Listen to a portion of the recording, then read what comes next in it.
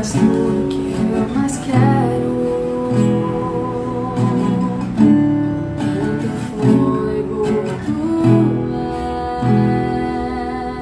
és. Em teus braços é o meu lugar. Estou aqui, estou aqui. Pai, eu amo tua presença. Teu sorriso é vida em mim. Eu seguro em suas mãos. Confio em ti, confio em ti. Quero ir mais fundo, leva-me mais perto, onde eu te encontro, num lugar secreto, aos teus pés me rendo, pois a tua glória quero ver.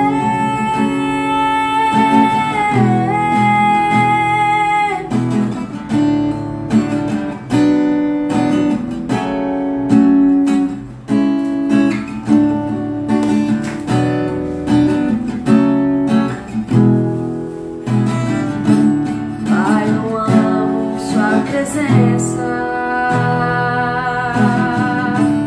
Teu sorriso é vida em mim. Eu seguro em suas mãos. Confio em ti, confio em ti.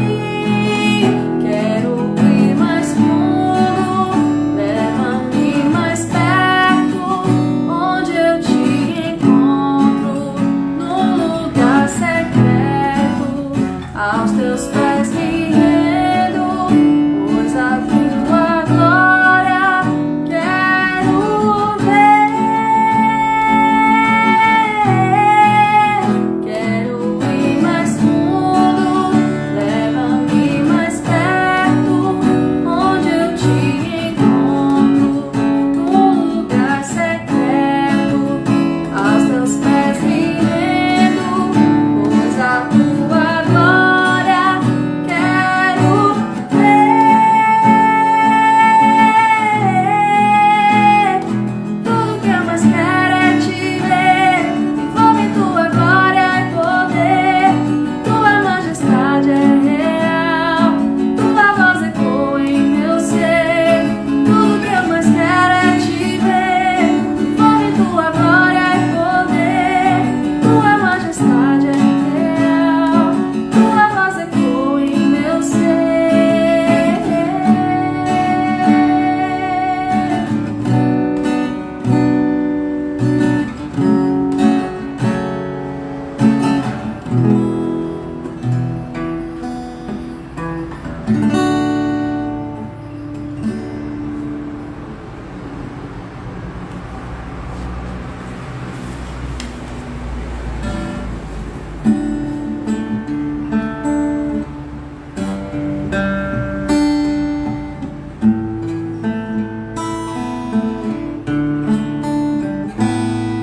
A melhor oração é o amor. A melhor oração é o amor. Não precisas orar, mas tu deves lembrar que a melhor oração é o amor. Caridade é também oração. Gentileza, auxílio e perdão são as preces sublimes do teu coração. Gentileza, auxílio e perdão.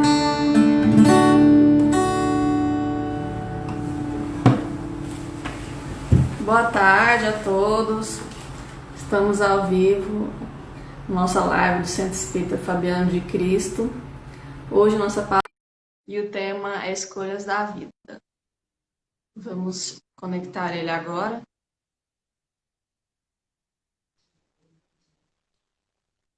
Boa tarde. Boa tarde, tudo bem? Tudo bem, e você? Tudo ótimo, graças a Deus. Tá Então, bem, tá bem colocada a câmera aí? tá bem Tá bom enquadrado. assim? Tá bom Tá, assim. beleza. Então tá, a palavra é sua. Ah, não esquece de fazer a oração final pra gente. Tá, a prece inicial eu faço também? A prece inicial já é a música, já. É música, né? Então tá ótimo, obrigado. Boa tarde, meus irmãos, minhas irmãs, que Jesus nos abençoe nessa tarde de hoje. O nosso tema dessa tarde que vamos trabalhar é escolhas da vida. Quando Allan Kardec questiona os espíritos superiores em O Livro dos Espíritos, em que consiste a fatalidade, a resposta muito sábia dos venerandos instrutores espirituais, eles dizem: o vosso aparecimento neste mundo, os principais fatos que ocorrem em vossa vida e que independem da vossa vontade, do vosso livre-arbítrio, e também a morte, que é inevitável para todos nós. Então, nesses três aspectos é que consiste aquilo que se chama de fatalidade. O restante é livre-arbítrio, é escolha que fazemos do nosso caminho e, portanto, Deus nos deu essa liberdade de agir. Evidentemente que existe o determinismo divino em alguns aspectos da nossa vida, um deles a morte, inclusive, e o determinismo da evolução, que é para todos nós. Estamos todos nós fadados à evolução e todos nós, espíritos criados por Deus, chegaremos um dia à perfeição, porque faz parte desse determinismo divino. Então, todos nós na Terra, quando aqui reencarnamos, somos livres para construir o nosso destino. Aquela história que muitas vezes as pessoas dizem: ah, isso aconteceu porque estava escrito, fulano de tal tem muita sorte porque ele nasceu realmente com uma estrela, enfim, há muita crendice por trás de muitas colocações que são feitas e que acabam nos colocando como se fôssemos fantoches ou marionetes da vida, quando na verdade nós aqui escolhemos o nosso caminho a seguir. Se existem interferências espirituais, se existem, vamos dizer assim, vibrações astrais que favorecem em determinados momentos da nossa vida, tudo isso indica que estamos sendo favorecidos com essas vibrações, essas energias, para sempre praticar o bem, para sempre construir o melhor, o equilíbrio para nós. Quando perguntaram a Emmanuel no livro O Consolador se os astros influenciam na vida das pessoas, a resposta de Emmanuel foi categórica. Sim, recebemos constantemente a influência dos astros do universo, essas partículas infinitesimais que descem dos astros, das estrelas, influenciam o homem na Terra. Mas aí ele acrescenta: mas o homem tem o Evangelho de Jesus para direcionar a sua vida e para corrigir os seus erros. Então, aquela velha história que muita gente diz não é verdade. Pau que nasce torto, morre torto. Porque quem nasce com determinadas imperfeições, como todos nós temos imperfeições, podemos corrigir então o nosso caminho e construir um destino melhor. Ninguém, por exemplo, nasceu nesse mundo com a missão de matar, de roubar, com a missão de furtar. Ninguém nasceu nesse mundo, por exemplo, com a missão ou a tarefa de caminhar pela dependência química ou do alcoolismo. Ninguém caminhou reencarnou nesse mundo para o caminho do desequilíbrio, da cólera. São opções que nós criamos. Quem mata, mata por livre opção. Quem rouba, rouba porque escolheu esse caminho, quis esse caminho. Não obstante, muitas vezes, as advertências dos pais, as advertências das pessoas mais próximas, a pessoa se deixou levar por essa situação. Quando nós reencarnamos na Terra, é como se tivéssemos um livro com todas as páginas em branco.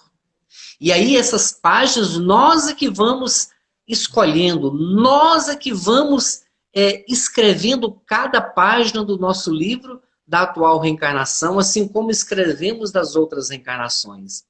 Existe, sem dúvida, um fator das tendências que trazemos do passado e que são influências que nos levam para esse ou aquele caminho, inclusive a vocação para essa ou aquela profissão, mas ela não é determinante, porque podemos escolher.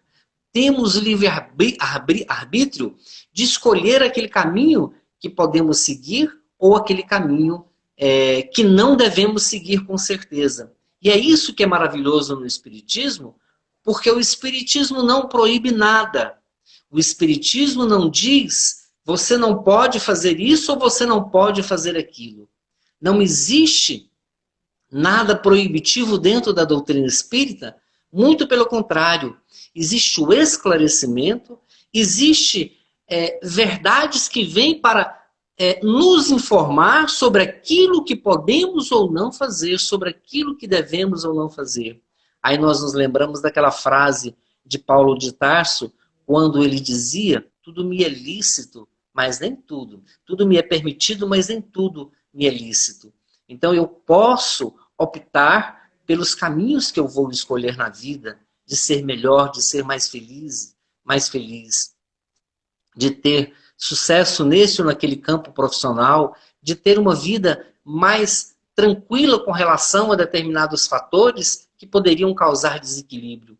E aí Allan Kardec faz um estudo fantástico no capítulo 5 do Evangelho segundo o Espiritismo, quando ele nos mostra sobre as causas atuais das aflições e as causas anteriores.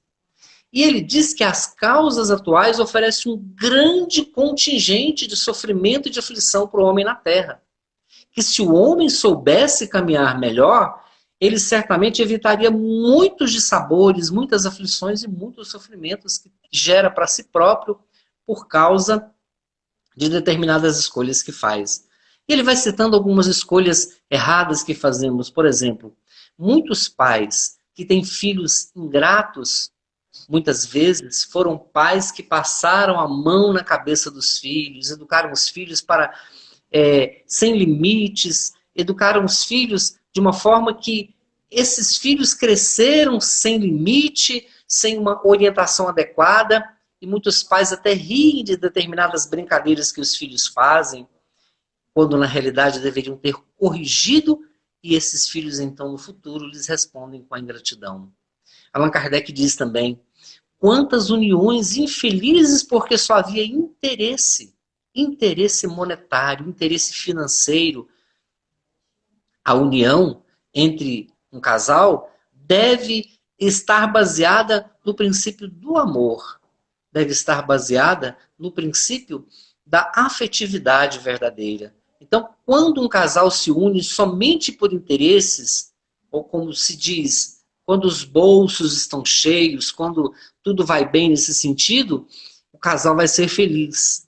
Bem, pode-se ter uma felicidade passageira, mas não a felicidade que realmente deflui do amor verdadeiro, da união sincera, da afeição sincera, da união fraternal, da união do amor verdadeiro que deve ter nesse casamento. E aí ele coloca também daqueles que muitas vezes construíram, tiveram suas empresas que entraram em bancarrota, que tiveram falência, que foi tudo por falta de prudência, que foi tudo por falta de uma preocupação maior realmente com o investimento. Quantos empresários começam suas empresas ali no começo, 1 ano, 2 anos, e confundem a chamada receita com lucro, acha que a receita que está entrando 100 mil, 200 mil, 1 milhão, 2 milhões, já é o lucro, e começam a gastar de forma irracional, quando deveriam, então, tirar somente um chamado prolabore, algo que pudesse fazer com que a pessoa realmente tivesse a sua sobrevivência e pudesse ir investindo cada vez mais na empresa. Acham que aquele 1 milhão que entrou é um lucro, compram então apartamento, compram iate, fazem viagens ao exterior, gastam muito e esquecem que estão escolhendo o caminho errado. Esquecem que deve existir uma prudência, deve existir um planejamento, um cuidado naquela empresa que foi criada, que está recém-criada. Aliás, muitos especialistas nessa área de consultoria dizem que muitas microempresas quebram nos primeiros 2 anos por faltar exatamente essa previdência que Allan Kardec fala, essa prudência de caminhar realmente com os passos medidos. Então, as uniões infelizes, os filhos ingratos, muitas empresas que quebram, quantas doenças poderiam ser evitadas por uma alimentação mais regrada? Por exemplo, quantas pessoas através dos vícios não constroem a dor e a infelicidade? Quantos jovens pelo mundo afora não estão perdendo o mundo pelas drogas? Foi uma escolha errada, feita, uma aflição que essa pessoa gerou para si próprio, que poderia ter sido evitada se essa pessoa tivesse pensado antes de entrar pelo caminho das drogas. E sempre vamos ter o aviso, porque todos nós temos o anjo da guarda que nos mostra, olha meu amigo, esse caminho é ruim, não vai por ele. A voz da consciência é o nosso anjo guardião nos falando, nos dizendo, não vá por esse caminho que é um caminho de dor, de sofrimento, é um precipício. E nós muitas vezes não ouvimos essa voz da consciência que nos fala pelo nosso anjo da guarda, nos orientando e nos mostrando. Quantos jovens, então, por esse mundo afora, perderam a sua existência, teriam toda uma existência, talvez até de muito brilho, de muito sucesso profissional, iria construir uma família, perde a vida com 17 anos, com 20 anos. Temos, por exemplo, a cantora Whitney Houston, que foi um sucesso, uma voz extraordinária que encantava multidões. No seu primeiro álbum lançado em 1980, ela vendeu 25 milhões de cópias, ganhou vários prêmios Grammy, era uma das maiores cantoras, não só dos Estados Unidos como do mundo. No entanto, numa fase da sua vida, passando por processos depressivos, encontrou nas drogas um consolo. Encontrou nas drogas um caminho, uma fuga. Porque é fuga. Com certeza, as drogas, assim como o alcoolismo e muitas vezes o jogo, aquele vício do jogo, são fugas. Quando nós não conseguimos enfrentar os nossos problemas, encontramos então nessas fugas um meio de poder preencher o vazio existencial que temos dentro de nós. E Whitney Houston, infelizmente, seguiu por esse caminho e no ano 2012, ainda tão jovem, tão nova, foi dada uma festa em um hotel em homenagem justamente a ela. E ela então, num dado momento, muitos amigos ali estavam, ela subiu para o seu apartamento onde ela estava, naquele hotel, e ali encontraram, infelizmente, Whitney Houston. Whitney Houston morta em uma banheira, e depois de feita a autópsia foi constatado que ela tinha consumido cocaína. Tão jovem, aquele chamado suicídio indireto, que a pessoa vai se matando pouco a pouco, ou através do alcoolismo, ou através das drogas, ou através do cigarro. Enfim, esse processo é uma escolha que a pessoa muitas vezes faz errada e que poderia ter sido evitado. Desperdiçou uma existência, desperdiçou uma vida através de uma escolha que poderia ter sido evitada. Lembramos de novo da frase do apóstolo Paulo: tudo me é permitido, mas nem tudo me é lícito. Essas escolhas, essa separação do joio e do trigo na nossa existência, significa prudência, significa sabedoria, porque aí vamos ser mais felizes. Então, muitas pessoas que reencarnam na Terra, muitos espíritos aqui reencarnados, estão em processo de crescimento e de evolução, e a Terra, por ser um mundo de provas e expiações, ainda predomina na Terra o orgulho, o egoísmo, a vaidade, a inveja e todas essas paixões degradantes que nos faz mergulhar nesse mundo. E é muito importante nós, na condição de espíritas, tendo essa filosofia, esse conhecimento espírita, a gente realmente sempre lembrar que esse mundo, na verdade, a Terra, é um mundo de passagem. Vivemos aqui 50, 70, 80 e talvez no máximo 100 a 110 anos. O que mais viveu hoje viveu 123.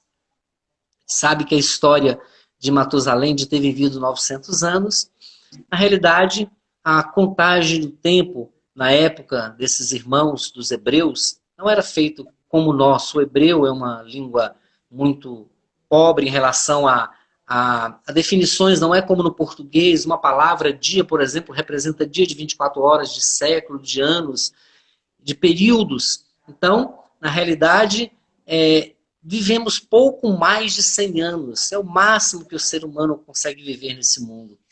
E saber aproveitar bem esse tempo. Saber aproveitar bem cada minuto, cada hora, cada dia, cada ano e cada década que vivemos aqui, é reconhecer a importância da reencarnação. Se nós formos observar um detalhe muito importante, hoje existem bilhões de espíritos no mundo espiritual aguardando o processo da reencarnação, abrir uma porta para a reencarnação. André Luiz nos fala que existem 20 bilhões de espíritos na Terra.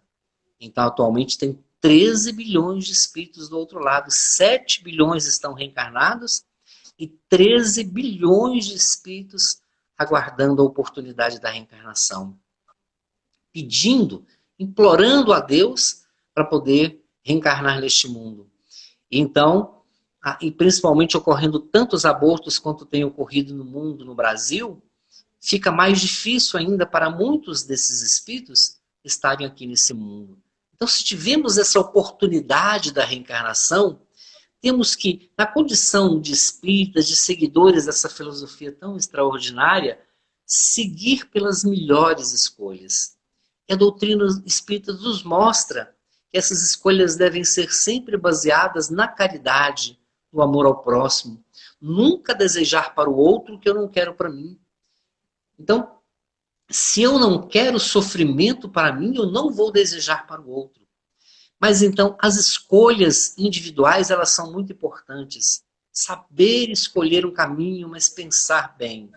Muitas vezes a gente toma uma decisão precipitada na vida e esquece que lá na frente pode ter um reflexo muito ruim. Escolhemos caminhos que depois, lá na frente, eles vão nos trazer dor, sofrimento. E a nossa vida, ela é cíclica.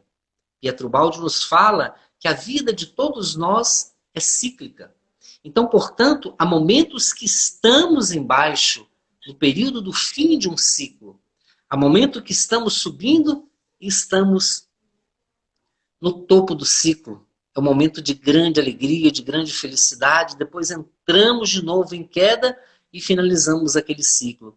Seja numa empresa que trabalhamos, seja com esse ou aquele familiar, com essa ou aquela experiência de vida, todos nós, então, estamos vivendo dentro destes ciclos e temos que aceitar, quando finaliza um ciclo na nossa existência, para um ciclo novo. É difícil? Sem dúvida é difícil. O próprio Pietro Baldi nos conta a sua experiência quando finalizou o seu ciclo na Itália e recebeu as orientações do Espírito que sempre lhe falava, a sua voz, juntamente também com Francisco de Assis, que foi um dos seus orientadores. Pietro Baldi, que era um espírito muito superior, e ele então recebe essa orientação para vir para o Brasil. E aqui ele terminaria a segunda etapa da sua existência dentro do trabalho que veio desempenhar, que veio realizar neste mundo.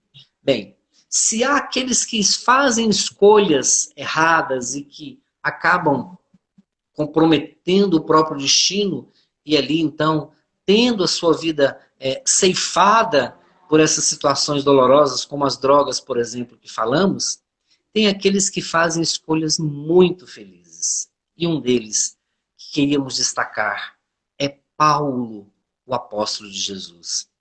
Saulo de Tarso era doutor da lei. E quando Gamaliel digamos assim, aposentou. Chegou aquele momento em que ele passou, então, o comando do Sinédrio para Saulo, que era, naquele tempo, um jovem de 30 anos de idade. Quando passou esse comando, Saulo era um homem muito apaixonado. Tinha a paixão viva pela lei de Moisés e dos profetas. Era um homem realmente muito culto, muito estudioso, conhecia profundamente o grego. E ele, então, assumindo o Sinédrio, assim como os doutores da lei daquela época perseguiram muito Jesus até levá-lo à crucificação juntamente com os romanos, juntamente com Pilatos, Herodes, Saulo continuou no afã da perseguição aos primeiros cristãos e queria conhecer essa chamada casa do caminho, onde vivia, onde pregavam a doutrina do Nazareno, do crucificado, como eles sempre falavam, e ele encontrou uma figura que o incomodou, a de Estevão, Gesiel Estevão. E esse Estevão tinha uma eloquência nas suas palavras, uma bondade, uma sabedoria que mexeu muito com o orgulho de Saulo. E Saulo, então, convocou Estevão para o Sinédrio. E lá chegando num debate, tudo que Saulo falava, toda a sua argumentação, tudo que ele dizia na sua argúcia, não conseguiu abater o espírito de Estevão, que falou de forma muito superior e demonstrou o quanto Jesus era grandioso naquele momento. Chegando àquele instante em que Saulo percebeu que Estevão não arredaria realmente o pé, não deixaria de forma alguma de seguir o Cristo, ele o condena ao apedrejamento. E assiste a cena dolorosa, juntamente com sua noiva Abigail, que não sabia, no livro Paulo Estevão, para quem não leu ainda, leia, é um livro muito lindo, um livro de uma sabedoria infinita, escrita por Emmanuel através da psicografia de Chico Xavier. Ela era irmã de Estevão. Eles haviam se separado um do outro quando seu pai foi morto em uma determinada ocasião. Então, a partir daquele momento, Estevão, vencendo aquele momento daquele debate, faz com que Saulo fique profundamente magoado e ele é condenado à crucificação, ou melhor, ao apedrejamento. Depois do apedrejamento, Saulo continua ainda perseguindo os cristãos e vai ao encontro de Ananias, que ele dizia ter sido responsável pela morte da sua noiva amada Abigail. No caminho de Damasco, ele então encontra com Jesus. E naquele momento, daquela visão que ele teve, daquele aparecimento, ele pergunta: quem sois? Ele diz: eu sou Jesus. E ele então pergunta: Senhor, que queres que eu faça? E daquele momento em diante foi até Ananias, recebeu de volta a sua visão porque ficou cego nesse encontro com Jesus. E dali ele fez a escolha de abandonar toda aquela vida que ele tinha, de todas as regalias do Sinédrio como doutor da lei, e se transformou num humilde apóstolo, seguidor do Cristo, fazendo essa feliz escolha de seguir o evangelho do Cristo, aquele mesmo evangelho que ele perseguiu, aquele mesmo Cristo que ele perseguiu. Ele se tornou, então, um humilde servidor do Cristo, um apóstolo da gentilidade. Que essa escolha de Paulo sempre nos inspire no nosso dia a dia a saber selecionar o melhor para nós, para que sejamos mais felizes na nossa existência. Muito obrigado. Convido a todos agora a fazermos a prece final, a prece de encerramento. Fechemos os nossos olhos. Senhor Jesus, este momento nós te agradecemos por esse instante em que reflexionamos sobre as nossas escolhas na vida. Pedimos, Senhor Jesus, que nos abençoe, que nos fortaleça em nossa existência, nos ajude a usar o nosso livre-arbítrio, Senhor, da melhor forma possível, gerando equilíbrio, paz, felicidade para nós e para os nossos semelhantes. Pedimos que estenda, Senhor, sobre toda a nossa família, a família de todos nós que aqui estamos nesse momento, nessa live. Leva os nossos familiares à luz infinita do seu amor, que a todos possa, Senhor Jesus, acalmar. A todos possa levar felicidade, paz, luz e amor. Agradecemos por tudo que temos recebido de Ti, Senhor. Fica conosco hoje, agora e sempre. E que assim seja.